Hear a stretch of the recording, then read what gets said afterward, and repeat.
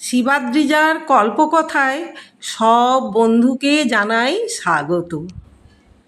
কাজী সব্যসাচীর লেখা বাল্য স্মৃতির এক পাতা। আজও স্পষ্ট মনে আছে যেদিন গ্রামোফোন কোম্পানি থেকে বিদ্যাপতির নতুন রেকর্ডগুলো বাবা বাড়িতে নিয়ে এলেন।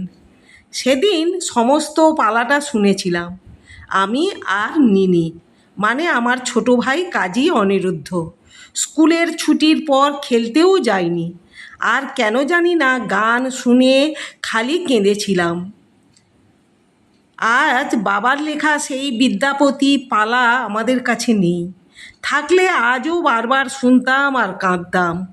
কি অপূর্ব গান, কি অপূর্ব দরদি অভিনয়, অদ্ভুত সঙ্গীত পরিচালনা, দারুণ ভালো হয়েছিল সাউন্ড এফেক্ট। ভুলবো না, কিছুতেই ভুলবো না। বিদ্যাপতি পালাতে বিদ্যাপতি হয়েছিলেন ধীরেন দাস, গানে ছিলেন কৃষ্ণচন্দ্র দে, রানী লক্ষ্মী প্রভা দেবী, গানে হরিমতি দেবী, রাজা শিবসিংহ রবি রায়, ধনঞ্জয় রঞ্জিত রায় এবং অনুরাধা হয়েছিলেন সরজুবালা দেবী। তাঁর কণ্ঠের গানগুলিও গেয়েছিলেন হরিমতি দেবী। বিজয়া কে হয়েছিলেন তা এখন আর মনে করতে পারছি না। একমাত্র সরজুবালা দেবী ছাড়া এদের কেউই আজ আর নেই।